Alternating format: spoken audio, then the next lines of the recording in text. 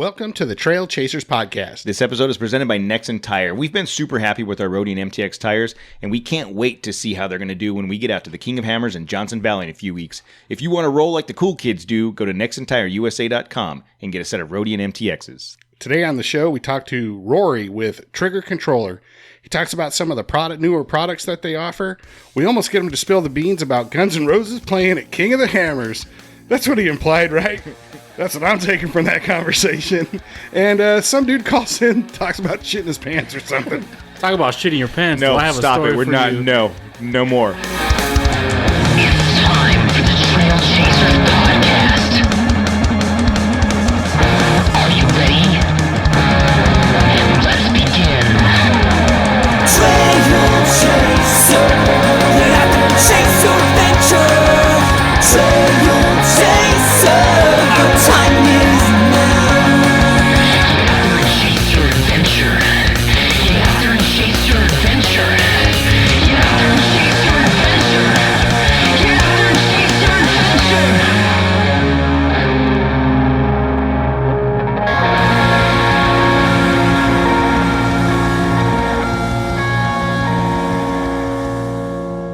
Hey everybody, we have Rory on our video chat tonight. He is from AAC Brands, which is Advanced Accessory Concepts, and we're here to talk about some of their products, including the Trigger Controller, which Jose and I got to see up in Big Bear at the adventure vehicle. The van thing. Yep. We thought it was super cool, and that was a while ago, and we've been going back and forth with Rory about getting him on the show. We've run into him a couple times at events, and we finally were able to work out the schedule. How are you doing tonight, man? I'm great. My parents are coming into town tomorrow. My wife's freaking out. Perfect time to do this. Yeah, absolutely. The last time we had something scheduled, I got a message from you, and you're like, "Ooh, I can't do that tonight. It's my wife's birthday." Yeah. I'm really good at forgetting things. So. Yeah, well, you definitely made the right choice in sticking with your wife's birthday over us. I will tell you that for sure. Yeah, definitely. So, like I said, Jose and I, the first time we saw you guys was up in Big Bear at that Adventure Van Expo, and I was really intrigued with your trigger controller. And we've since seen each other a couple times at different events. But let's start off with the trigger controller. Tell me what that is, and then we'll go backwards and talk about kind of what Advanced Accessory Concepts is doing and what plans you have. But that first thing we saw was that trigger controller, and I was really intrigued. Tell me what that is. So we call it a power distribution module, 12-volt power distribution module. But I tell people, think of the circuit breaker on the side of your house, but for under the hood of your car. So this is what we're going to use to hook up light bars, lockers, fans, fridges, anything that you would normally hook up to the battery. We're going to hook up that and control it through our power distribution module. There's other systems out there that are great systems. But what's unique about our product is it's wirelessly controlled. So we have a module that goes under the hood. You hook that up to the battery, 3-wire hookup, power, ground, and then what we call our accessory wire, which is our basically main on-off switch. And then you hook your 12-volt accessories up to that. So you go power and ground out to your accessories. But our switches are wireless. So you can mount those anywhere in the cab, and it eliminates the need to run wires through the firewall. Yeah, so awesome. That was the awesome piece. That's the worst part about electrical anything is pulling wires. Yeah, their switch module, it looks just like a normal switch module you'd see, 1 inch or so by 6 inches that you would normally mount on a dash someplace under the kick plate, all that stuff. He was literally like, put it on the visor, put it on the dashboard, put it on the center console. Wow. And that to me is like you said, trying to get from the engine compartment in through the firewall to a place where you can wire it up. I'm lazy. Like I would put that switch wherever it's easiest. Like, hey dude, why do you have a switch like on the steering column or on the side of the truck? That was where I could run the wires, and I just didn't feel like trying to figure out how to get it in the dash. So I just put that switch for my lights right outside the door, underneath the window. Yeah. So where did you guys come up with that concept? I mean, that's a great idea. How did you come up with the concept and then actually get it to work? So at the time that this was developed, I was a traveling muffler salesman. I was the VP of sales for Gibson Exhaust, and somehow I stumbled across these people, and they said, "Hey, what do you think of this?" And I said, "This is a great idea. how'd you come up with this? And basically our engineer is an RC car nerd.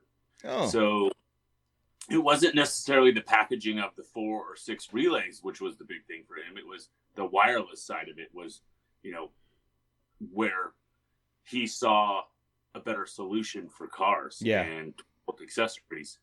So there's a lot of people who are like, oh, that's a knockoff of an S-Pod or a Switch Pros. And I can sleep at night knowing that this guy had no idea what it was. He was just, like I said, an RC car nerd. And he thought that he could make life easier for consumers and installers by making it wireless. Yeah. Oh, yeah. You can, as far as I'm concerned, they can say anything they want about it. I mean, that concept alone is worth its weight in gold. I mean, we just talked about how difficult it is to get that, the wire into the cab, and not so much difficult getting the wire into the cab because making it look clean. It's exactly putting the switch someplace that's clean. Like I was going to have to run a wire from my engine compartment up through the A pillar, pull the headboard the down headliner. to get it up to the center console area where I wanted it.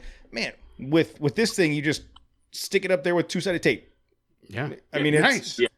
And then for Jeep, we have vehicle specific mounts because the Jeep guys are a little more needy, like Corvette owners. So we have vehicle specific mounts for the interior, and just today we launched underhood mounts for 5th gen 4Runner and Tacoma. Oh, nice. Starting to add more of the mid-sized truck stuff just as time allows and money permits, because developing product costs money. So yeah. So let's go now, work backwards. So the trigger controller is the thing that kind of drew my attention with the relays and the Bluetooth and all that. But trigger controller is a product of Advanced Accessory Concepts, correct? Correct. Yeah. So Advanced Accessory Concepts, we do a plethora of things. For your off-road or 4x4 vehicle, most people are going to know us for the trigger product. We have the 4, the 6 switch, and then we just came out with our new Bluetooth relay. I don't know if you guys have seen that yet. That's a unique product. And then we do Bluetooth tire pressure monitors. Nice. So if you've got an off-road trailer or an RV, you can literally screw these things on to your valve stem caps. Very cool. Tire pressure and temperature straight to your cell phone. We've got a whole line of UTV product, which no one's going to see here because it's really hard to market those things together. And then we've got a whole line of Harley stuff. I don't ride a Harley. I watched that episode of South Park. Yes. It's like the Honda Civic of motorcycles. People buy stuff. That's funny. We're spread all over the place, but we're really looking for unique opportunities to make money where there's not a whole lot of market saturation. And then more recently, we just launched, or we're starting to develop a product of bumpers, a line of bumpers and armor called AFN 4x4, which is a mid-sized truck, Tacoma, Colorado, Ford Ranger, Frontier. We're going after that mid-sized truck market. Okay. These bumpers, and we're the sole U.S. distributor for this company called AFN 4x4. If you look them up, they make a beautiful product. We met them at SEMA a couple years ago. I was walking around, and this was right when the Ranger was just coming out, and I had a keen interest in the Ranger because, one, I wanted something different, and two, I'm tired of my slow-ass Toyota. Whoa, shots fired. Yeah, I've got my 4Runner, so I was really intrigued by the Ranger, and I saw this beautiful Ranger in the back of the Upper South Hall at SEMA, and I said, hey, we'll just fit the U.S. spec Ranger because it was European Ranger. And the guy's like, I don't know. If we send them to you, will you test fit it? And I'm like, sure.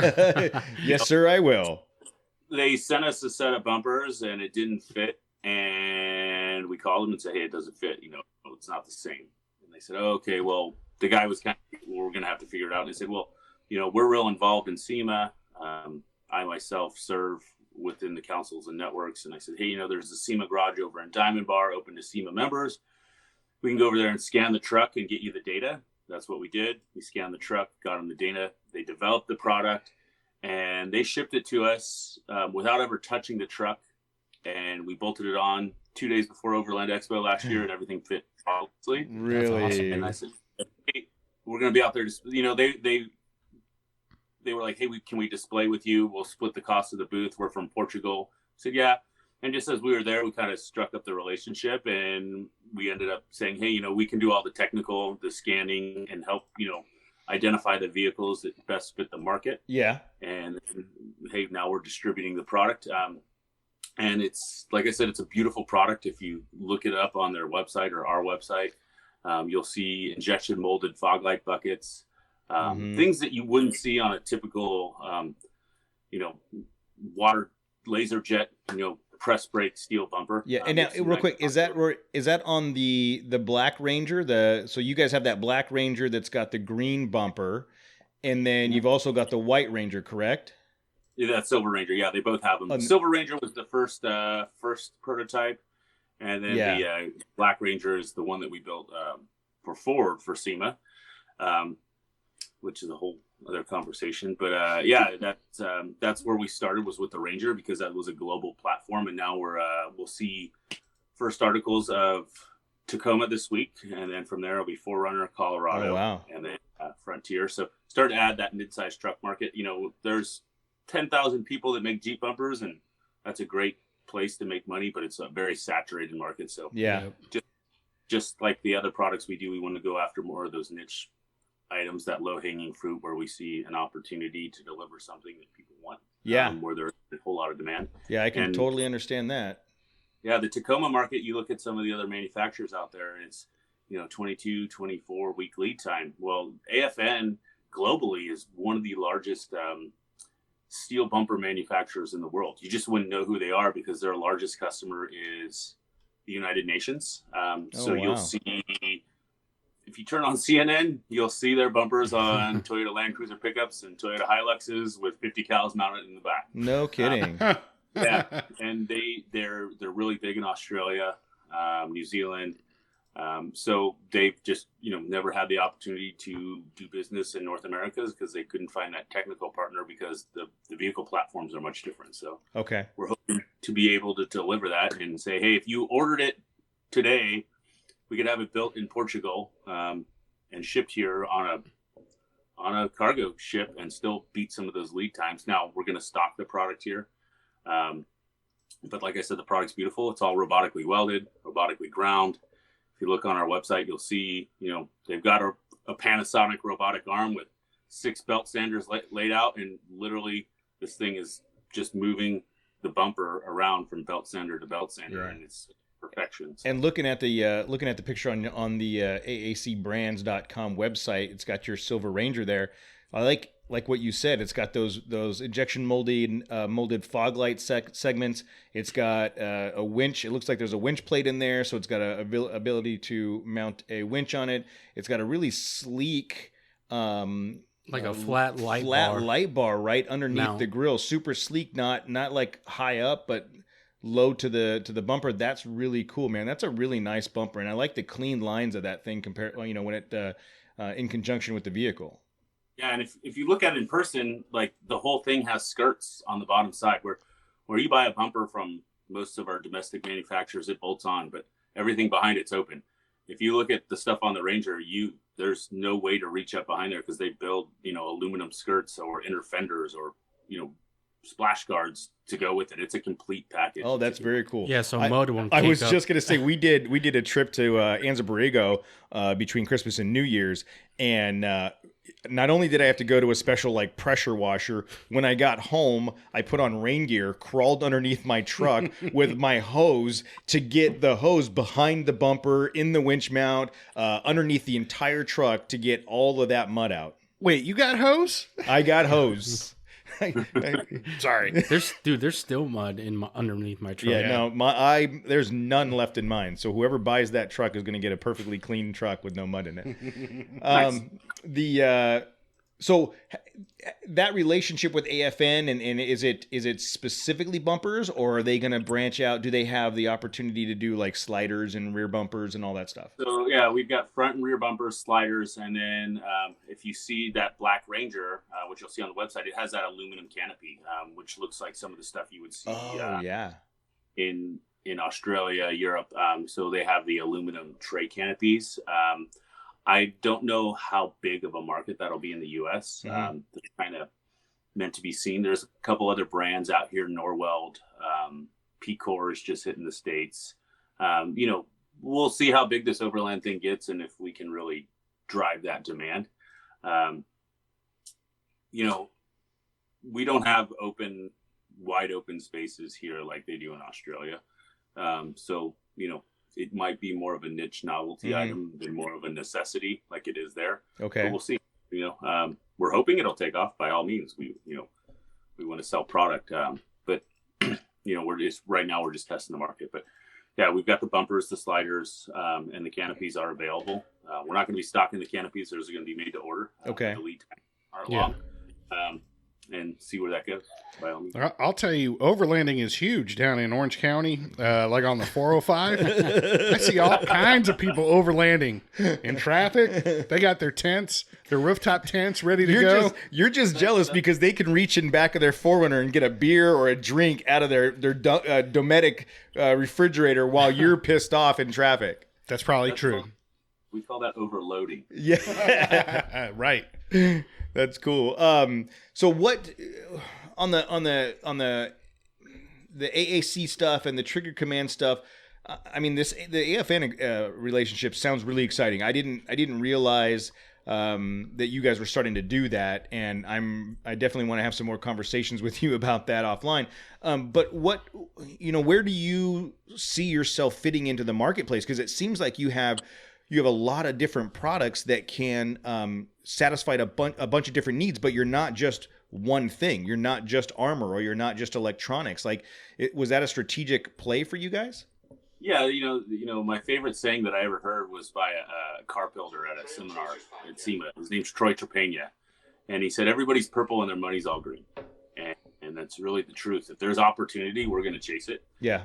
So pigeonholing ourselves into one thing, we're not huge fans of that. You know, it does get hard from a marketing perspective. Like I said, we've got a branding crisis or an identity crisis on that side, and that's something I've got to master myself. But you know, not everybody needs a switch box, but that guy might need a bumper, and vice versa. Yeah. You know, our main product line right now, the core of it, is the trigger controller line, and we'll continue to grow that and make that better.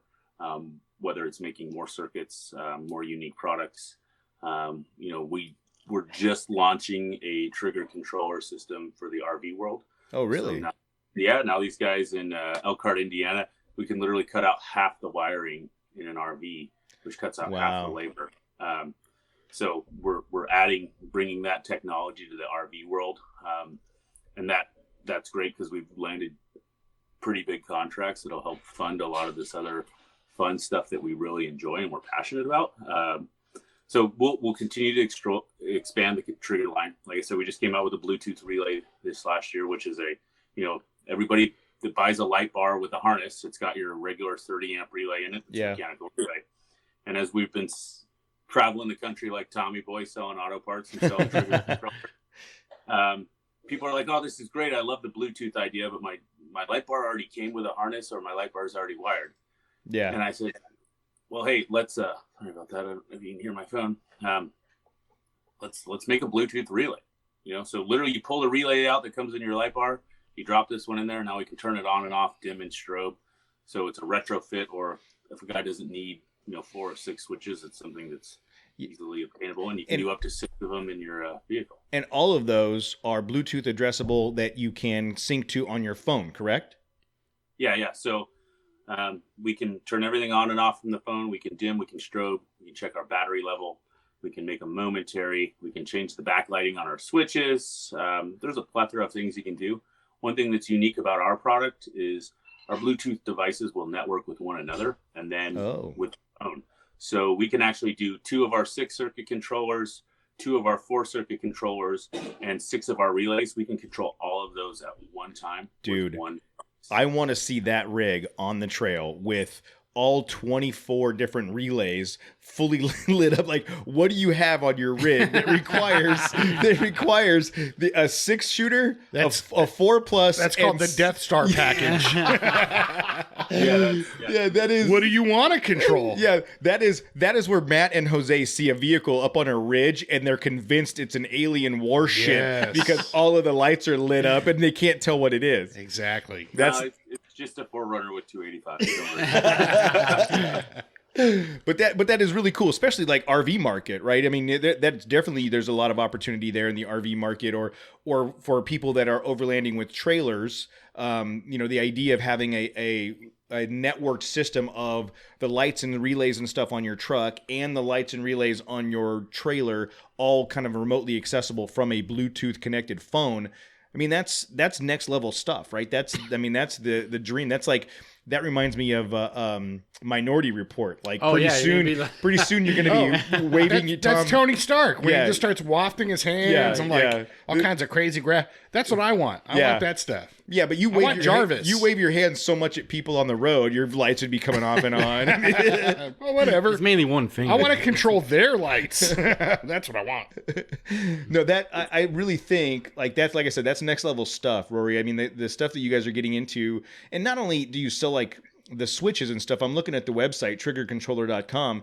You've got all of the bracketry, all of the prefabbed wire harnesses, all of the switches, all of everything you would need to turn, for the guy that's got multiple electrical lights, chase light, winch, whatever he needs, ditch light, all that stuff. You need, all that stuff. You could go one-stop shop here to Trigger Controller and get it. I mean, that's really cool that you guys are doing that.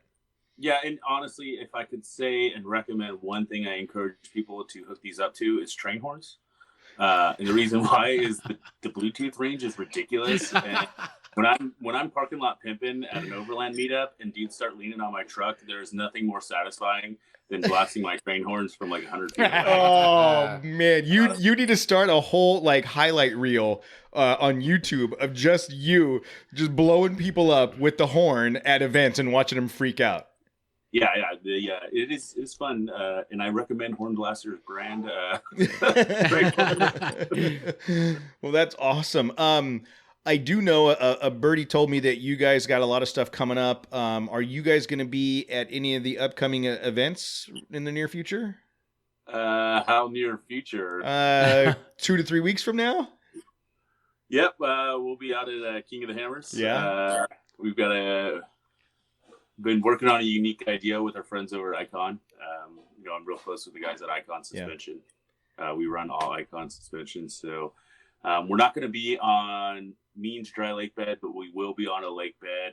I don't know how much I'm allowed to divulge, but I don't think we're allowed to divulge anything just yet. I had some conversations with them today, and I just heard that you guys were going to be out there. So there will be. Yeah, if this gets out before King of the Hammers, there will be a large overland presence at King of the Hammers, but it won't be where you can see it. But I would definitely encourage anyone that has thought about going to King of the Hammers to go and experience the event. Whether it's Wednesday, Thursday, or Friday, it's a great event. You don't need to have a rock crawler to go out there and enjoy it. No, it's just an awesome event with awesome people and rigs. And I can tell you that next week we will have a guest on the show that will be able to give you full details about what this event may or may not be. Hint, hint, you guys should tune in next week for sure. Yeah. So I'm not going to go any further, but if you've been thinking about going, there will be something for the overland crowd that won't be necessarily in the thick of pandemonium. It won't be. Yeah. Well, and it's, the Hammers of. What if I want pandemonium? Yeah, you can drive into Pandemonium and come back later. Like, can I actually drive into Pandemonium, or do I have to walk and hike in? I don't know. You can. There's enough Pandemonium in Hammertown in various locations. Like, for those of you that haven't been to the King of the Hammers, there's what's called Hammertown, and it's the vendor area and then the designated. It was so hard not to do it. I know. Hammertown. Can't touch this. But what's interesting about that event is there are, it's Johnson Valley. It's wide open. So there are pockets of people camped all over the place that don't want to necessarily be in the middle of all of the entire RV city. So there's so much to do out there, and you see everything from fat tire dirt bikes to full-fledged overland rigs and Ultra 4 cars. I mean, it is a Ford gear. Broncos. Yes, You might see some Ford Broncos out there. I am hoping to see the new Ford Bronco R out there for sure. There may be some Ford Rangers out there. There's a Bronco Way in Hammertown. I saw that on the map. Is there really? Yeah. So. Oh, I'm interested in that. We're gonna have to check that out. I'm hoping to get the Bronco on there too, or the new Bronco. Yeah, that would be awesome. I saw the Bronco Way, so I was like, ooh. Yeah, maybe. I did. Yeah, it's only been in existence for like a few months. Yeah. Bronco Way. Somebody, however you do that. I want to name a street. Trademark. Yeah. Well, the KOH, the King of the Hammer Media, they basically rent the land from BLM, and they rent hundreds of acres, and they mark it all off, and they literally they make a grid. They make a grid, and you can, if you want to bring your RV and park, you register for grid X position 3, and they create these roads, and it is, I kid you not, 130,000 people descend on Johnson Valley. What? Yeah, It's massive, dude. it is basically Hemet that relocates to I thought you guys wanted me to go with you. just kidding. Way less crack though. Yeah. Thank you. It's but no, they bring on Wi-Fi, electricity, water. I mean, they build a Hemet doesn't even have any of those things. Like, barely. Yeah, we were out there last week. I was out there last Wednesday, and it was impressive. You know, you see the fencing go up, and you don't realize how big Hammertown is when you're there. The actual pit area, the fenced area. But when you go out there, when they're setting it up or tearing it down, you see how wide open, how vast it is. And it's impressive to see, you know, guys like Dave Cole and Scott Hartman and their whole crew of volunteers out there, you know, digging trenches, laying wire out there. Wow. Yeah. Because they do full live streaming. So the main center stage, they have a giant screen TV so that everybody can be in the center quad area partying, watching the events. They have helicopters that are filming it back to the TV, and then they're live streaming it on like NBC Sports or something like that. It is, I mean, this is not just a bunch of dudes drinking beer in a race. This is NASCAR. This is the Indianapolis 500 that they make happen in the desert. But there can still be dudes drinking beer, though, right? Yeah, I guess. Okay. I guess they're going to have like 4 Megatrons now in Hammertown. Really? Be cool. I heard there is going to be Soundwave? some pretty big entertainment bands. And when I say big, it's like, you know, I know Mike, well, I'm not even going to say. Yeah, let's not. Why don't you hum a tune? hum a tune. Yeah, we'll leave that to the next guy. Yeah. Is it MC Hammer? Is it MC Hammer? No. For Hammertown. Way bigger than MC Hammer. Oh, wow. Can you get bigger than MC Hammer? That's I don't what even I'm saying. know. MC Hammer with his baggy pants doing that crazy dance? That's pretty awesome. I heard some guys that took a trip to Garden Grove coming. That's all I can say, dude. Yeah. I already know. I don't. Want me to say? If it ain't the Foo Fighters, I don't care. No. I'm gonna say a name. No, it rhymes with? It rhymes with Rub Climb. Sublime with Rome. Are they gonna be out there? Really? He's not saying He's anything. not saying anything. Oh, that's confirmation. Confirmed. Where's what grid line? Rub Lime? Come on, that's the best I can Yeah, come dude, up with. I got put on the spot. I got nervous. Yeah, that was horrible, Yeah, Jose. Rub Lime. Yeah, Look at he's shaking his head. Yeah, I had verbal diarrhea there. So, all right, what days are you going out to Hammers? I'll probably be up there Sunday, Monday, Tuesday. I have a dealer event on Wednesday for a Canadian distributor. Oh, wow. And then back Wednesday night, Thursday, Friday, Saturday. So, you know, it's whether I was getting paid to be there and I was working, I'd be there. It's, you know, once a year we, man camp. Yeah. My wife knows that I get to go disappear and go out in the desert and forever, you know, for any woman listening, I promise it's just 130,000 dudes. And if they're Right. with their husbands. Chicks don't just show up to the middle of the day. No, it is not. Hang out Yeah. behind people. They're called lot lizards. Yeah, it's like SEMA. It's a giant sausage fest. Yeah, absolutely. Yeah, well, so we are going to be out there Wednesday, Thursday, Friday. Giant sausages. You love sausage. We're going to be out there Wednesday, Thursday, Friday. I don't know exactly what time on Wednesday, and I don't know how late Friday and or into Saturday. Those logistics are still being. We're in worked out. negotiations. Yeah, we're in with our bosses. Yeah, we're in negotiations. Our wives. with the executives, the executive firms. Just so you know, that's my real boss. Yeah. Oh yeah. The boss. So, for those of you that are listening, Rory, are you guys going to have any displays out there? Are you going to have your? We'll have, there'll be, like I said, there'll be a display that's not Hammertown that I guess that you'll talk about next week. Yeah. And then our new Ford Ranger, I believe, we built a Ford Ranger with Ford for the SEMA show that was in there. Oh, nice. Ford has a presence out there. Ford has a booth in Hammertown. Yeah, and I believe our Ranger will be in the Ford booth. Okay. And we'll have another remote booth. And then, we've got a couple dealers out there, GG Lighting. If you guys are familiar with Cody, they're a local lighting company.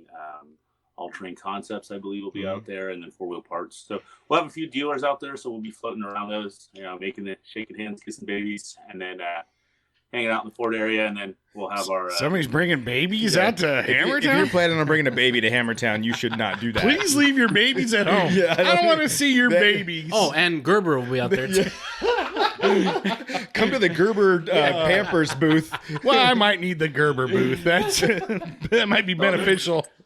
There's a Pampers booth, but that's only for a couple drivers. Yeah, we'll leave that one alone. Shit happens. So yeah, shit happens. I recommend everyone follow memes of KOH if you have the opportunity. Anyway, I have not seen memes of KOH. I'm gonna have to check that out. Are you on one of those displays? Are you taking the trailer out that had all the switches and stuff that you guys have? I will. I'll have. I've got a couple X Venture trailers. We're partners with them, marketing partners with X Venture. So if you guys want to see an X Venture trailer, we'll have a couple X Venture XV2s out there on display. I'll have our X Venture out there, and you can see all that stuff, and my 4Runner and the Ranger, and we've got 2 Rangers and maybe our Land Rover. We'll see. We'll see how many people I can get to drive the toys up. Yeah, I mean, and that around on an ATC 110. So really that the Rangers are both beautiful. And that X Venture trailer you had with all the switches and the stuff, that is a really cool setup. And I think the combination of the Ranger and the trailer is exactly what we were just talking about for the true, go out for weeks at a time guy with a trailer and a truck that's all set up and ready to go on an adventure. Your product is perfect for that, and you've got a great display. Like the functionality of the display that you have is really cool. So everybody come out to Hammers to see this. Yes, definitely, and buy lots of product from not just out there. Also, give Matt some money, and while you're out there, just start handing him checks, credit cards. He takes credit cards. He'll do whatever. I will tell you, if you are in the market for off-road parts, Hammers is a really good place, because we go out there. Everyone gets so excited. There's 130,000 people, and we're gonna make so much money. No. Guys go out there and they're going through razor belts, CV joints, ball joints. Like, guys go out there and get hammered and break shit. Yeah. So the accessory stuff, guys aren't necessarily out there because they don't think of it as a place to go shopping, but there really is a good opportunity there. So most vendors don't sell a ton of stuff there, and they don't want to haul that stuff back. Yeah. Their way of moving product is just discounting the shit out of it, because it's like, I'm going to get this guy's money regardless. So if you're looking for a deal, Hammers is a really good place to find. Wow. And the other piece of that is, so if you go to one of the big events, everybody's parked outside. You go inside to look at the parts and stuff. This is a very rare occasion where the vendors and everything are outside and the parking is all outside. So you park and you'll see everything from the stock Renegade to the fully built up Ultra 4, the Overlander, just hanging out in that area. If you're looking at, hey, if you got a new rig and you're not sure exactly what you're going to do with it, there will be a rig there, either in the parking lot, in the Johnson Valley Trail, or on the vendor row, where you're like, that's it. That's what my vision is. I just want to thank you for, like, the lowest rung you used was the Renegade and not the Frontier. So that makes me feel a little bit better, but thank you. But my point is, you're welcome. There's a crap ton of real world wheelers that There's go something for anybody. Exactly. Perfect, Jose. There's something for everybody, and you can really get a feel for what everybody's, all the different types of ways to build a vehicle, and then go into the vendor row at Hammertown and see those things at the vendor booths. I mean, it's a really cool event. Yeah, and if you're a Jeep owner, it's a really good place to go and see people break shit and be like, oh, I should Don't do that. I'll do some good axle shots for my Dana 44s. I love that he has bashed so far the Toyota and the Jeep in this interview. This has been fantastic, and I didn't even ask him to do that. Oh yeah! Look at you already. You have already turned on Toyotas, dude. It's. I don't know what you're talking about. Oh, I don't even know what God. you're talking about. Yes, you do. I love everything. It's just everything. At some point in time, some dumbass is going to get behind the wheel of something. And Yes. something's going to break. It doesn't matter what it is. Usually that dumbass is me. I'll tell you. Most of the time, I found I'm that dumbass that tries to break stuff. Everybody needs to hang out with a dumbass. They're fun. Yeah, we got you. I hang out with plenty of dumbasses. Well, dude, I know we've been back and forth a little bit, and I really appreciate you taking the time out of the night when you're trying to prep for the in-laws come, or your family coming in, and your wife's probably knocking at the door wanting to know when you're done. So we don't want to take the whole night, but I really do appreciate you taking the time to come and talk with us about these products. And again, I've been super impressed with the trigger controller stuff. I'm kind of a nerd when it comes to electronics and automation and stuff. No. And this is right. Shut up, Jose. This is right up my alley. And then I think it's great. This AFN 4x4. I mean, being able to know that you have that ability and you're a distributor for them. I'm going to start looking at that and see what kind of options there are for the vehicles that I may or may not own in the future. And so I do appreciate you taking the time coming out. Spending some time talking to us in the on the video chat. So thank you so much for doing that. Yeah, I appreciate you guys. Making it a conversation. A lot of people kind of stand on the sidelines and don't know what to do, and sometimes they'll get bad advice from people like me. But then there's people like you that give good advice. So, we should actually start this show. Yeah, what are you trying to get from us? Stickers or something? We should actually start this show with like a disclaimer that says, don't do anything that we ever tell you to do. Don't We're dumbasses. ever listen to me. Please don't. We offer our advice. It's just not. It's not recommended. It's not recommended. You shouldn't take any of our advice. But no, so for those of you that haven't already done so, you can go check out triggercontroller.com. You can check out aacbrands.com. You can find them at Trigger Controller on Instagram, and they have some really cool rigs on the at Trigger Controller Instagram page. And if you can see their Ranger that Rory was telling us about, that's got some really good products bolted onto it. And I like to see what you guys are doing with those Rangers. I'm very interested in that. Yeah, the Ranger is a good platform. I think that it's as good, if not better, than Tacoma. So. All right, yeah. Somebody here is hoping you're right. Something tells me, and yeah, maybe. Yeah, I'm happy with that little 2.3 gets up and goes. It's definitely more comfortable. I haven't had enough wheel time in the dirt, but I'm definitely more impressed with it as a daily driver. By all means, that's not saying much in my opinion. Yeah, we're all pretending to be off-roaders anyway. Yeah, we all have daily jobs we have to work at. Well, cool, man. Thank you so much for taking the time. I appreciate it, and we will see you for sure at Hammertown in the next couple weeks. Perfect. Thanks for having me, guys. You're listening to a 4x4 Radio Network podcast.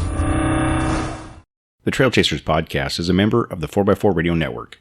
If you want more off-road shenanigans in your ear holes, go to 4x4radionetwork.com to hear episodes of the Jeep Talk Show, the 4x4 podcast, the Center Steer podcast, and On the Trail with Kevin and Scott.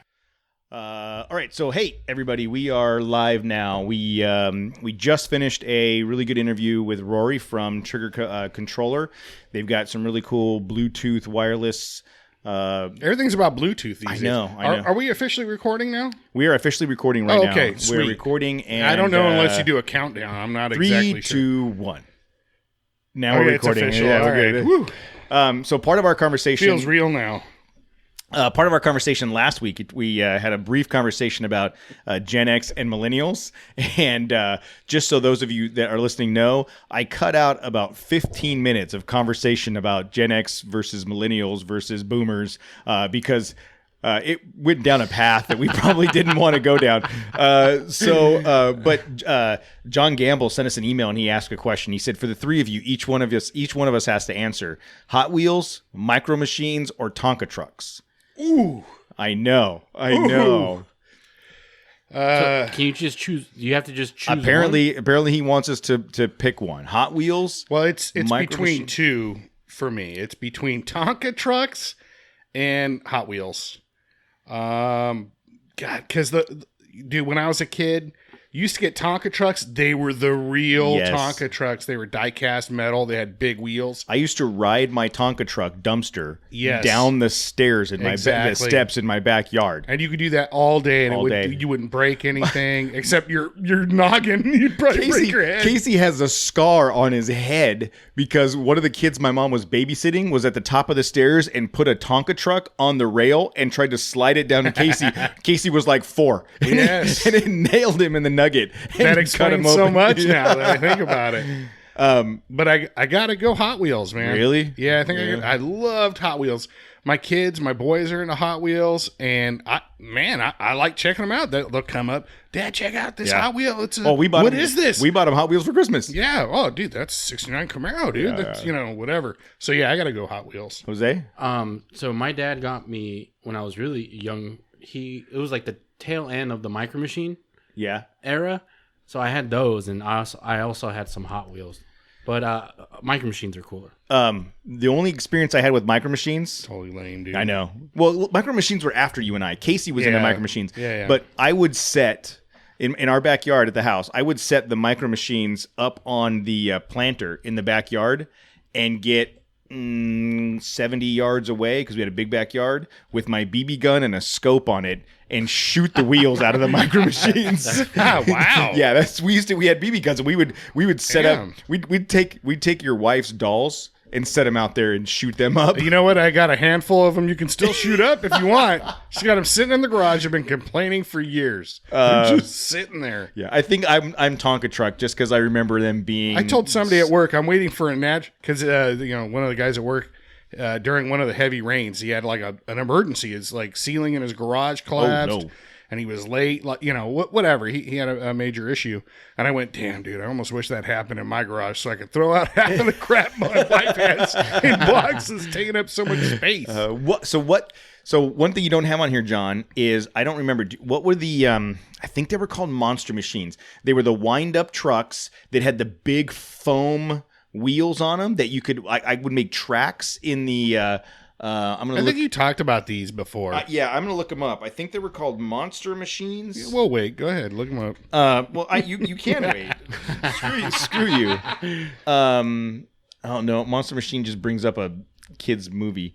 Damn, somebody sent us a message and tell me what those were. So they were wind-up toys, and they had the big foam wheels on them, and they had like off-road trucks and like grave digger type stuff. And we would make tracks in the planter, and you'd wind them up and just watch them just 4x all over everything. I loved those things. Those are probably my number one. I don't know if anybody knows what those things are called. I'll have to figure out. But yeah, we did talk about it once before. Well, that, and you know what else was really cool? Like the Transformers when they first came out, Yes, because yes. those were like die-cast metal too, and they were really intricate. Like actually, you had to look at the directions to transform it back, robot to a car or whatever, or whatever it was. Those were really cool too. I remember. Yeah, they were. I still love the Transformers, but yeah, they were awesome. So, are you hiding like a collection of Transformers somewhere in the house? They're all new, like. I don't. Did I just blow it? Is Tammy gonna be all pissed off at me now because now you're gonna start collecting Transformers? I mean, wish it's I funny, did, but it's not that funny. I don't have any collectible anything. I don't have any I don't have anything left that was like, oh, I need to collect this, other than baseball cards, which are at my dad's house. Oh, R.I.P. all my baseball cards, dude. Yeah, I didn't collect figurines. I didn't collect G.I. Joes. I didn't collect Star Wars. At one point, you have a bunch of those things, but you never think there's long-term value to them, and you get rid of them. But okay. What about you have a Transformer collection at home? No, I wish I did. Yeah. I wish I still had that stuff. But, I don't. The only thing, what do I collect? I don't really collect anything anymore. No, I don't either. I know. Yeah, I got bills. I collect debt. Yeah, I collect debt. Yeah. I collect bills. Oh, I got some more bills today. Let's see what I got. Let's see what happens. Great. Okay. Well, thank you, John, for the. That's a good question. For the email, it was a good question. Yeah. If you want to send us a question, but did John respond? Like what his? Did he say what his? No, he didn't. Yeah. He didn't. So, John, tell us what you were into. But he didn't include his in the email. We also got a couple voicemails. We're getting one of our regulars. So let's see where this one goes from. Hey guys, this is Al from New Jersey again. We're out here putting stickers on our Jeep and stockpiling the Coors Light, getting ready hopefully for Matt and Jose to visit us this summer on one of our wheeling events. We'd love to have you guys. Thanks. Keep up the great work. That is awesome. Wow, Al. thank you. I got included. Yeah. What is that? What is that crap? Why do Matt and Jose get to go hang out in Jersey and I don't? Because we're the fun guys. You are. You're the fun guys. We are the fun guys. We're not the fun police here. Yeah. We're not trying. We've never stopped somebody from having fun. I don't know if I'm not saying you have, but you kind of sound like you have. That's all. You look like you have. I mean, you were like the forearm of justice. Yeah. Who knows? Maybe those people that were stealing shit were just trying to have a good time. They're just trying to hang out at your beautiful store I used to work at. Man, this has gone bad for me. This is some BS right here. I don't like the direction this is going. Okay, so we got Dave from Oregon. He's got a voicemail. This is going to be kind of long. Let's hear what he has to say. Hey guys, it's Dave from Oregon. Just got done listening to the podcast about the Ford Ranger, and as you know, I got my Ford Ranger sold by Forester. That's got a right. Ranger, and I've had it for a couple thousand miles now, and I am super happy with it. I have the XLT, not the Lariat. Big reason was I got it for like $11,000-$12,000 off in November when they had a big sale. Nice. So, $31,000 for a loaded XLT was kind of a no-brainer. The only thing it didn't have that I kind of would have wanted was maybe heated mirrors, but that's not really a big deal. Oh, and the LED headlights, that actually would have been nice, but I'm trying to figure it out and get some bolts for that. Anyway, be glad to talk to you more about it. I think that you'll really like it. I test drove all the pickup trucks in that size out there, and I really, really wanted to like the Jeep Gladiator, but it just didn't fit me very well, and it was quite a bit bigger feeling than the Ranger. The Ranger's more comfortable, more headroom, is friggin' fast when you get on it, and that turbo kicks in, and it kind of makes a cool sound. So anyway, I got a call coming in the line, getting my new FiOS installed, so I'll talk to you guys later. We just got nice bumped. FiOS. We just got bumped for a FiOS. It's all right. I appreciate that, Dave. I happened to get the opportunity to drive in a Gladiator today, fully built Gladiator, and I was sitting in there comparing it. In a Gladiator. I got to ride in the Icon Gladiator today. Okay. I didn't drive it. I was a passenger in the Icon Gladiator today. Was it everything that you remember? Well, I'll tell you, they've done more to the Gladiator since the McGrath Ranch. They've added a rack. I think the tires are bigger. I think they revalved the shocks themselves. It is still an unfreaking believable machine. I mean, and it just in the short period of time I was in it, he punched it to get on the freeway, and it got up and moved, and it is absolutely. If you are someone that is rolling with 60K. I got to tell you, like, that's the way to go. I no doubt about it. And theirs is dialed in super nice, and I loved it. It was great. But the only thing I could think of the whole time was $65,000. Like, you know what I mean? It's a beautiful truck, and So the Trail Chaser money is it coming in yet? No. It's not coming. I mean, clearly, if it was, and you're just not telling us, no, this would have been. right? Yeah, this would be the time when all of a sudden it. That's what I'm trying to decide right now. So you know how you were saying you said collected bills.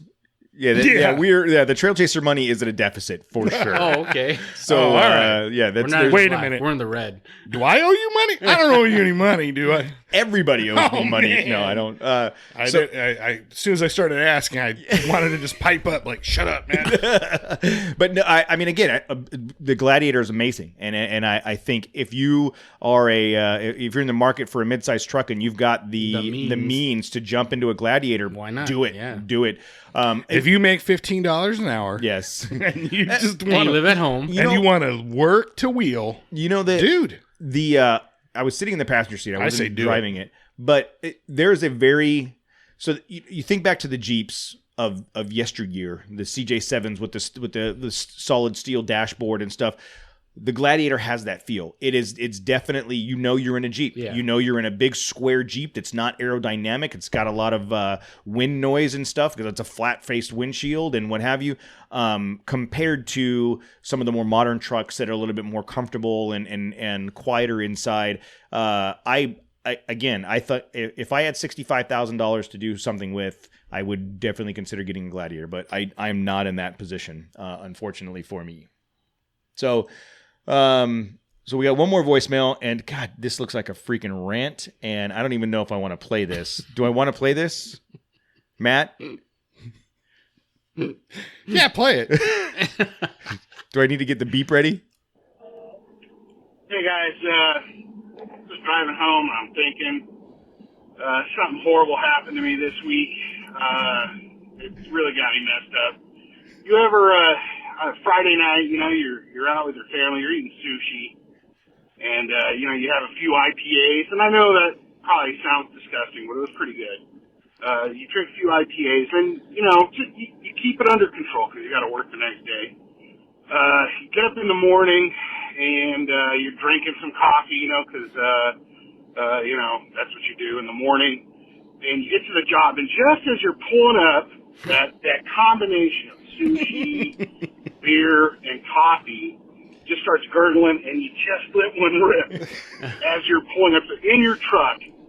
And, you're in it enough to know, good God, this is god-awful. It smells like an open sewer in your vehicle. But you're getting out, and you're like, that's going to be horrible when I get back in, whenever it is I got to get my truck. Now, here's the horrible thing, is, you're with a coworker and, hey, let's run down the street and go pick up those things or whatever. Let's take your truck. And you're immediately, like, in the back of your mind, like, oh my God, dude, I practically shit my pants pulling up to this job. There's no way there's no way. Like, and so immediately you go into panic mode. There's no way we can take my vehicle. It smells like an outhouse.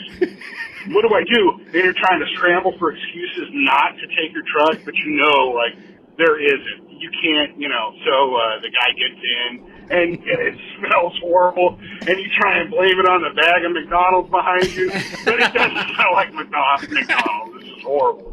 So, that happened to me last weekend, and now I'm going through now, every time we're going out to lunch with coworkers or what have you, I have to constantly think whether I shit my pants that morning. So this is a horrible thing that's happened to me. Let's discuss. What the shit, Matt? That actually happened. That's a true story. Oh man, it's embarrassing. And now, like I said, I'm very much aware of you can crack the window when you get out of the truck, right? It wouldn't have mattered, dude. You can't. That thing had mass. It wouldn't have billowed out of the window. It settled into the cushions. Exactly. No, it was woo. And you don't expect. Now I'm very much aware of Oh shit! Yeah. And why did you open the door and rip outside? Why did you just? I was still like 5 minutes or whatever from. Look, something happened. I'm not proud of it, but now. It's happened a couple of times now where we're going to lunch, and maybe like the last time it was 4 of us going to lunch. My truck was completely empty. I cleaned it out pretty good since the mud event, down at Ocotillo. And I was like, no, you know what? I don't think we should take my truck. I think there's a bunch of stuff in there because I couldn't think whether, it was safe or not. So that guy didn't know either to shake your hand or to punch you in the face. Everybody around the job site's like, have you been in Matt's truck? Oh, yeah, exactly. They're like, it smells like death. Come on, let's tell him to drive to lunch. Just so they can prove it. I think he shit his pants that day. Back in the day when I was in the field and you had the work uniforms, the navy blue. That was last year for me. So the navy blue Dickies and the powder blue like button-up shirt. We were gray and like a matted beige, but go on. We used to call the navy blue pants the fart catchers because if you farted in those pants, dude, it wouldn't escape. Dickies things? It wouldn't escape. Yeah. It would just like swell, like it would almost like bubble up. It would follow you around there, everywhere. Yeah. So I didn't like wearing fart catchers to work. It was bad. Now Matt's truck is the fart catcher. All right, whatever. It's been called worse. Fart catcher 1. Fart catcher. See if that sticks. Raider 1. Yeah. The Frontier Fart Catcher. FRT. What's the license plate? FRTC. No. I'm gonna get you a custom license plate. Fart catcher. All right. Whatever. Never mind. I was just gonna start going off on your license plate and what you're gonna do now. Oh yeah. No, my license plate's gonna stay. It's the same license plate.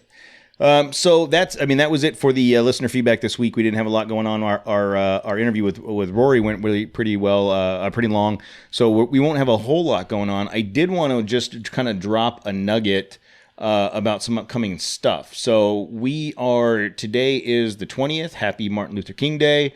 In 1.5 weeks, 2 weeks, what is that? 2 weeks. 2 weeks. So on February 5th, 6th, 7th, and possibly 8th, we will be out at the King of Hammers. So the King of Hammers kind of starts that Saturday before on the February 1st. That's going to be a lot of vendors set up. They're doing a bunch of they're doing the motorcycles this year? I think they're doing everything. UTVs, everything. Yeah, I know those start early, like the motorcycles, the UTVs. They do the trophy trucks, I think Wednesday, Thursday-ish. And then the Ultra 4 final race is on Friday. Sorry to cut you off. I was listening to a podcast, Wheeling Wine and Whiskey, and they have they had a good things you should get prep for to go to King of the Hammers, so you should listen to their podcast. I was just gonna say, can you tell us some of those things so we can impart that? No, just listen to their podcast. Listen to Wheeling Wine and Whiskey. Why would we start being informative now? Those guys did the work for us already. They did a. It's funny. I listened to the episode of. They did a whiskey shopping guide for Christmas. For Christmas, yeah. And it was. I don't even drink, and it was super interesting to listen to them talk about the different flavors and the stuff. So they do a really good job of talking about a good mix of Wheeling wine and whiskey. So, but the two biggest takeaways is fuel. I'm going to take my 2 jerry cans of fuel and water. You need those two. I mean, they have that stuff there, but apparently they charge an arm and a leg for water if you don't have any of that shit. Okay. So, I will have Fireball, vanilla vodka, and apple juice. Yeah, but just don't fucking put it all in one container. That's going to be Wednesday night. You'll wake up Saturday morning. What happened? After maybe 2 cocktails. You're just done for the whole weekend. So story, I was traveling last week for work. I was in Sacramento. And the Thursday night before we were leaving on Friday, we were down at the bar at the hotel. And the bartender kept coming over. He's like, you want a drink? You want a drink? And I was like, do you happen to have any Fireball? And my boss just kind of laughs at me. And then he's like, no, I don't. And then he comes back. He's like, hey, we have some other cinnamon whiskey in the back. There's sweet. There's another major. Yeah, I don't know. So, dude, who are you? Like, so I was like, okay. Drink now? I was like, do you have vanilla vodka? He's like, let me check. He comes back. I was like, do you have apple juice? So I had him make me one of those apple pie on the rocks drinks. Oh my God! Did you call it an apple pie on the rocks? Whatever. Yes. Yes. He still made it for you. Huh? He still made it for me, and it was good. All right. And I went up and went to sleep. Did he take your man card away from you? And dude, you think my man card is intact at this point? Yeah. I mean, how long have you guys known? My man card is gone. It's been gone for a long time. What card? I don't even have one. Yeah, no. So that was my drink experience. But so yeah, we are going to be at King of Hammers the 5th through the 8th. We're still working on the logistics of how and when we're going to get out there on the 5th, and what time we're going to come home on the 7th or 8th.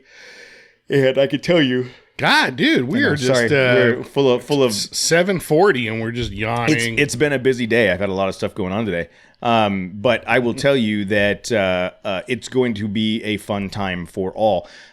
We have a guest that's going to come on next week to talk some more about the events that are going on out there. I don't want to let too much out of the bag just yet. We'll wait till that's all finalized.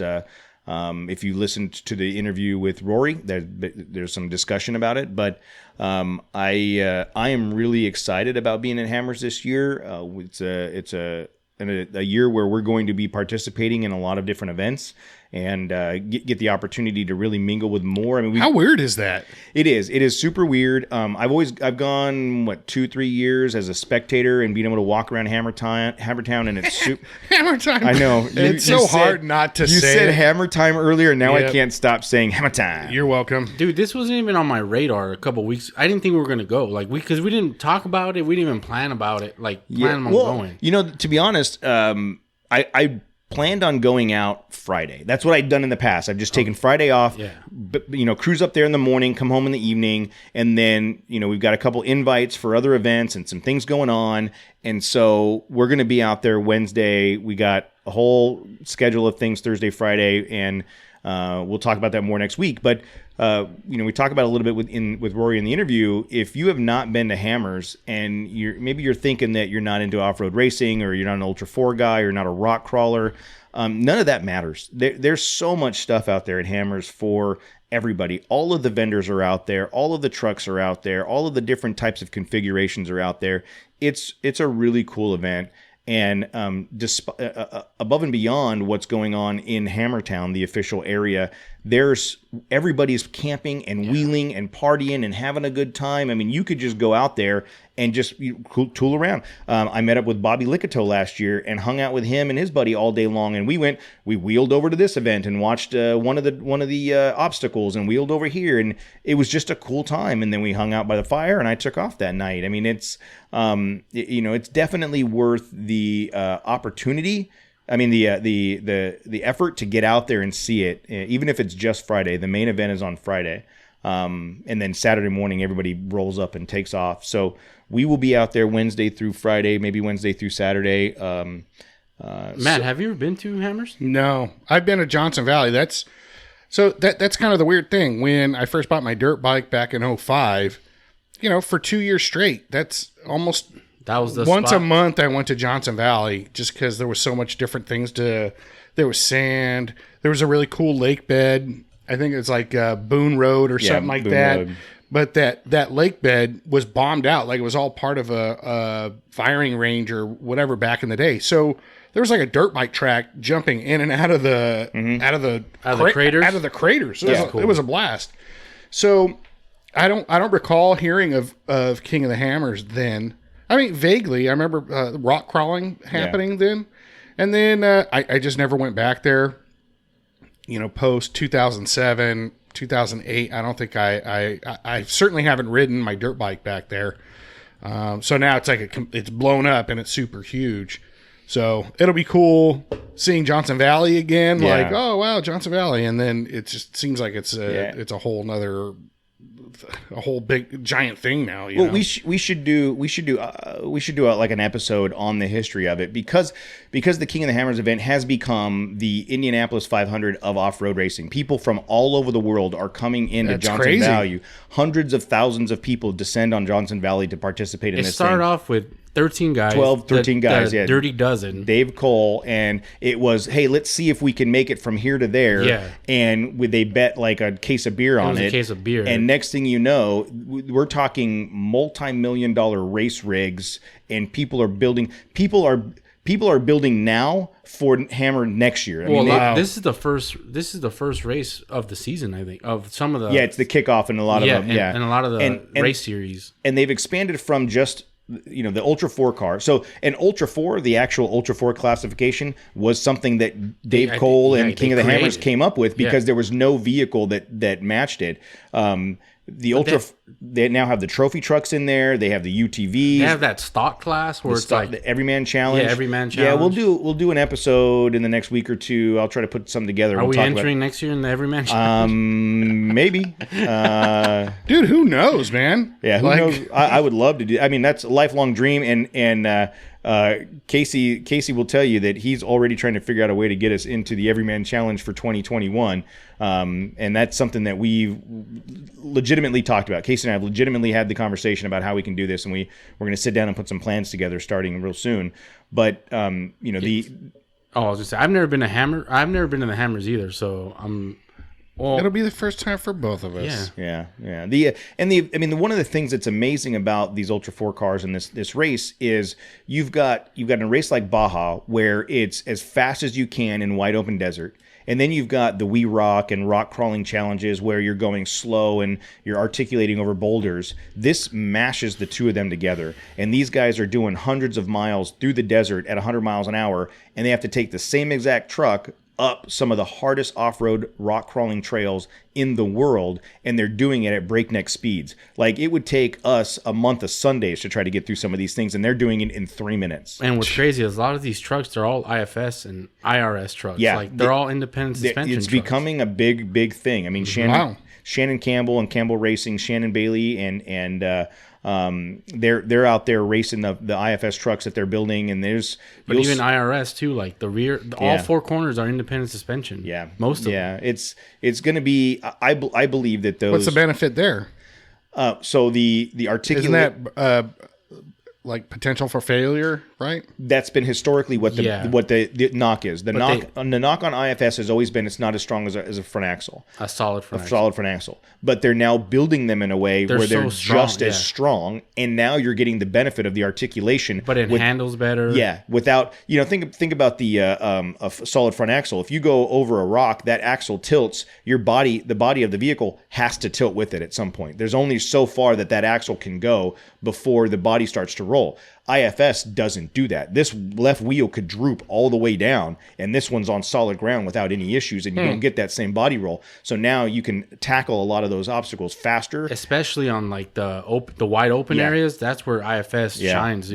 And I've watched the Hammer event every year, or reviews and caps and stuff. Some years it's a solid front axle that wins. Some years it's an IFS. I mean, I don't know what the statistics is for each one, but it's to the point now to what Jose was saying is that the IFS is going to be the thing. It's going to take over, I think, eventually, and the IRS as well, the rear suspension. So those of us that are rolling trucks that have independent front suspension, maybe it's a weak point, but those race components are going to trickle down. Exactly. Well, that's awesome. I like hearing about that because you know me, like you're going to break some stuff. I kind of want to push the envelope if I can. There's always going to have to be a fuse somewhere, right? So something's going to have to give. It's just you're going to have to choose what. Yeah. Because you can upgrade your axles, you can upgrade your A-arms, you can upgrade the shocks, but if you have all that stuff and you haven't upgraded your diff, like something's going to give. What's the weak point? Yeah, exactly. And you kind of have to decide where you want that break point to be. Probably that blue oval on the front of your hood is probably the weak point. I don't know. We'll see. I don't know who's got a blue oval. I don't know what you're talking about. I'm just saying, if you were to have one of those, that would probably be the weak point. Someone in the chat already said, "Did you buy the Ranger yet?" Yeah. And Aunt Michelle sent me a message on Facebook. She's like, "Is it in the driveway already?" Did it say no? Start playing taps. Look. As of this moment, that's just a conversation. It's nothing's real till it's real, and it's just a random conversation. But hello, Letty. If you're looking for a really clean Toyota Tacoma with everything you would ever need for your family to be safe and be protected because it's got all that Reliable. She's clowning on us for once we're talking about off-roading. Well, Letty, if you want to participate in the conversation about off-roading, you should take a 2013 Tacoma out on the trail and really get to experience it. Oh, man. If Do it, Jose. I don't think Jose gets to make that decision. I don't have Do the it, final Letty. say. I don't think Jose makes that decision. But yes, so please, if you guys are going to be at Hammers, come out to Hammers. Next week we'll have some conversation about where we're specifically going to be at Hammers and where you can find us. And the Orange Room is going to be set up. I got word today the Orange Room is going to be set up in a very freaking awesome location that I'm freaking stoked about. So if you guys have the opportunity, How to did that come out- happen? We can't talk about it, but Where's that at? it happened because what's happening? I think what's happening is the standards in American society have dropped low enough for I agree. us to make an impact in the this is podcasting clearly- world. This is evidence of that. Clear and obvious. American society has deteriorated far enough to where we are now popping up in somehow. Yeah, I man, don't what know. a trip. Yeah, that's All right, well, thank you, Thanks. America. Thanks, America. Thanks, America. Speaking of thanks, America, we in 2019 the show was downloaded in like 63 different countries. We had That's not even America. Those are other countries. those are other countries other than America. We are international officially. Our show has been downloaded in many, many, many countries. I wonder how funny we are in Yeah, other languages. does it translate like no, context? I'm assuming it's either people that are traveling or it was a mistake. Yeah, what does trail chasers mean in like different languages? Well, I think that one guy in Thailand that downloaded us probably did it by He was mistake. looking for another. Botswana, we got downloaded in Botswana, Fiji, Croatia. Don't say Greece. Iraq. Don't mention Iraq. We were downloaded in Iraq. I'm hoping it's for our service I'm members. hoping one of our service members is listening to us. And if so, I apologize, dude. Yeah, Argentina, Hungary, Monaco. Oh, we're big in Japan. We are big. We are big in Japan. I got it. Russian Federation, Nice. Costa Rica, Mexico, New Zealand. The majority of the downloads, understandably, are in the United States, and so thank you, America, for that. Australia came in at number 3. United States, Canada, but barely. Australia, and United Kingdom. That's pretty good, man. Yeah. So there's someone in Australia listening to us go, those guys have a horrible accent. Those guys can't even speak English right. Even people here are saying we have a horrible accent. People here say I can't even speak clearly. These guys sound like the Inland Empire. They can't get the Inland Empire steak. Australians are not coming to the Inland Empire for the Australians are like, you gonna go to America, Dude, stay out of Hemet. You helped. Yeah, you helped. Exactly. Oh, what if like Hemet becomes a big, huge thing, like Compton or something? Like, oh my God, it becomes a big thing in Australia. Yeah, have you heard about Hemet? That's funny. Yep. We have understandably, we have a lot of listeners in California, Los Angeles area being the largest portion of the United States. Sacramento, San Francisco, Seattle, Tacoma, Phoenix, Phoenix Rescue Con. That's you. Thank you, sir. I think all of those downloads are just he just keeps Tim. downloading the same episodes. Tim, keep downloading. Whatever you're doing, just keep downloading it because that's really pumping us up in Phoenix. We're big in Phoenix. All the way through Birmingham and let's see, what was the lowest downloads? What city doesn't like us? Tallahassee. So Tallahassee. Why is didn't- Tallahassee Why is it even there? up there? Yeah, it's 0. Well, because it's one of the markets that's identified in there where they capture the see. data. So we had 0 downloads in Tallahassee, Florida. Hey, whoever's in Tallahassee, give us a hand. get on it. Let's get that. Understanding that you're not hearing us because you're not downloading us. Where's Zanesville? But if you're adjacent to Next to Tallahassee, if you have relatives, go over there if and you have- tell them. If you have relatives in Tallahassee, It's the one spot we don't have a download. Zanesville. I'm not sure where that is. Anchorage. That's near Zizix, I think. I When you're don't on your think- way to No, it's Vegas. next to I don't think so. Weston Chesterville. Let's see, West Chestertonville, Juneau. We got some downloads in Juneau, Lafayette. How do we play in Lafayette? I wonder how the Southern California humor plays out in Lafayette. I don't think it does. No, probably not. They just make fun of us. Yeah. Probably. Waco. That's cool. That's where my not Waco, but making fun of us. Yeah, well, we're good with that. Bend, Oregon, Eugene, Palm Springs, Miami. So we got some people in Miami, Florida, Honolulu. So. Yeah, when you're up all night, you need something to listen to.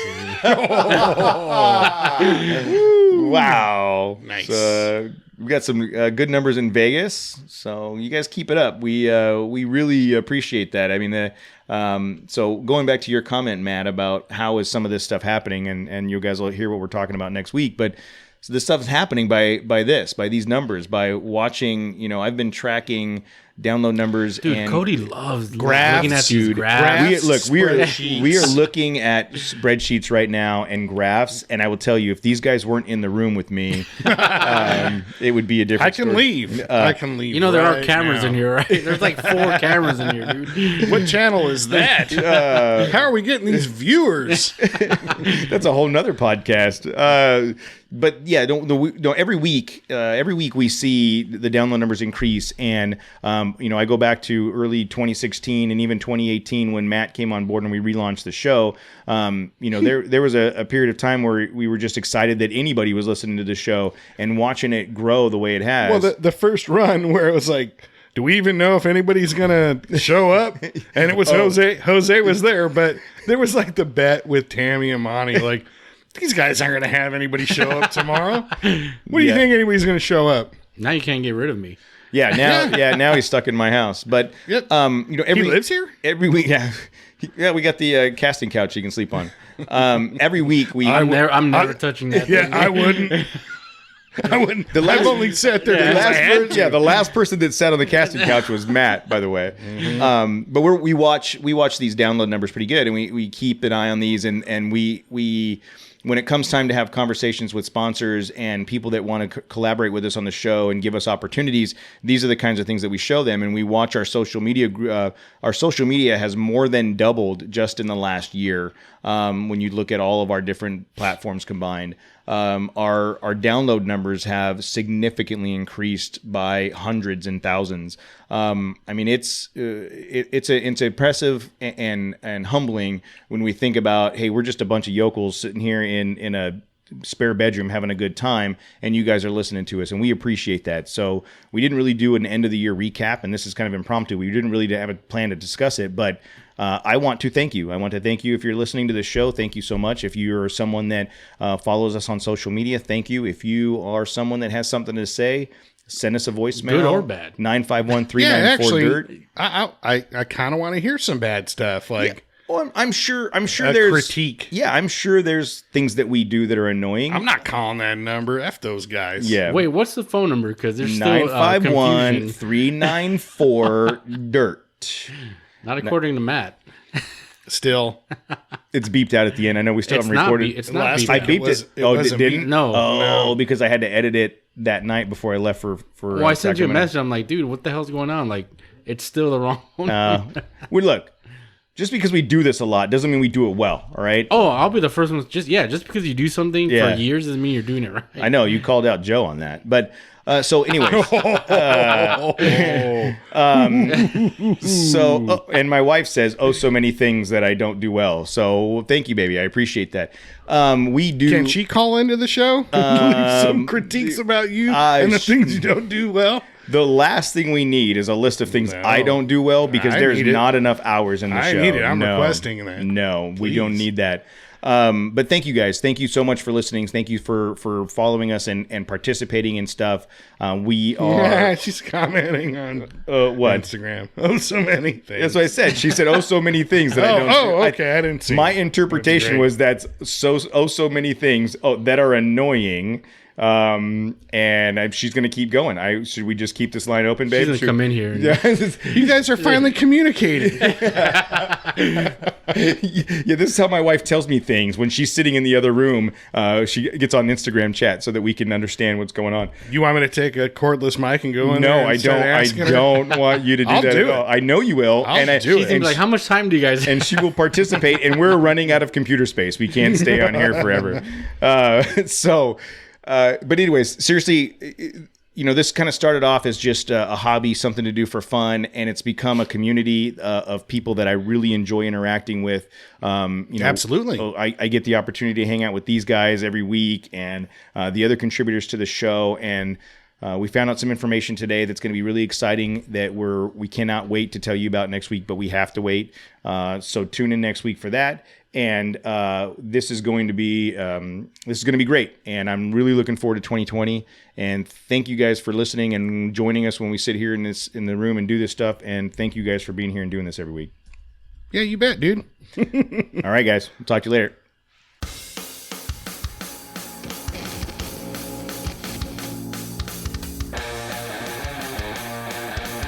We'd like to thank Nexen Tire for their support. We've been extremely impressed with the Rodian MTX tires, and we are excited about what the future holds for Nexen. If you want to be part of this growing community, please go to nexentireusa.com and check out their complete line of tires for your rig. We would love to hear your feedback. Please go to trailchasers.net/contact and drop us a line or leave us a voicemail at 951-395-DIRT. You can stay up to date with all our shenanigans by going to trailchasers.net/register and signing up for our newsletter, or follow us on Instagram at The Trail Chasers. Do you want us to talk about you on the show? Best way to do it is leave us a review on iTunes. And thanks again to Ryan Torigno for all the music on the show. You can find him at ryantorigno.com.